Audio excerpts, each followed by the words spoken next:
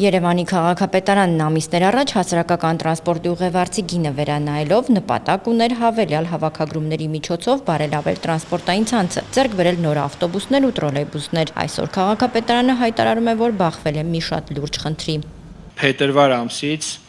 մեր ընդդիմադիր գործընկերների ջանքերով հասարակական տրանսպորտում ստեղծվեց մի անհասկանալի եւ ինչ-որ չափով նաեւ անկառավարելի վիճակ, որը հասցրեց մի կետի, որ արդեն ներկայիս 5 ամիսների ընթացքում փաստացի Երևանի քաղաքապետարանի կողմից ընդհանուր հաշվով, ուրեմն հավաքագրվել է շուրջ 6 միլիարդ 30 միլիոն դրամ։ Այդ ակցիաների հետևանքով փաստացի քիչ գումար է հավաքագրվում, ինչն իր ազդեցությունն է թողնում տրանսպորտային նոր միջոցներ ձեռք բերելու գործընթացի վրա։ Մենք հիմա ունենք մի իրավիճակ, երբ որ այս տարի Երևանի քաղաքապետարանը նախատեսել էր եւ հայտարարել էր, որ ձեռք է բերելու շուրջ 45 տրոլեյբուս,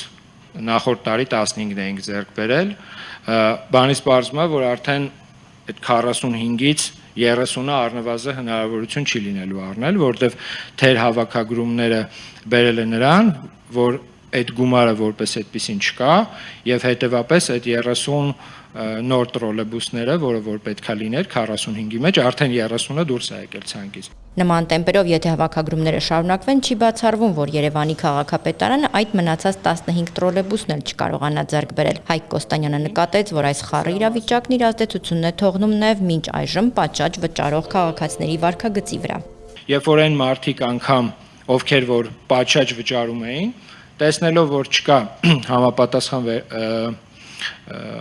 հսկողություն, կարելի ասել մնացած չվճարողների նման, իսկ այդ չվճարողները հիմնականում,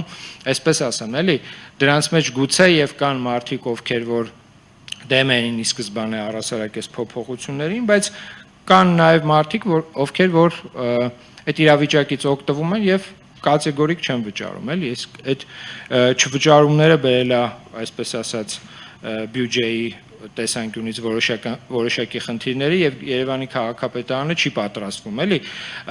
այլ ոլորտից, պայմանական հանրակրթության ոլորտից գումար պայմանական կտրի եւ ներդնի հասարակական տրանսպորտի մեջ։ Չվճարումները բերելու են նրան, որ նոր շարժակազմերի ձեռքբերման գործընթացը ուշանալու է եւ ժամանակին չի կատարվելու։ Ինչ վերաբերում է ուղևորցը չվճարելու դեպքում տուգանք սահմանելու նախաձեռնությանը, ապա Հայկ Կոստանյանը տեղեկացրեց, որ օրենսդրական փաթեթն ազգային ժողովում է։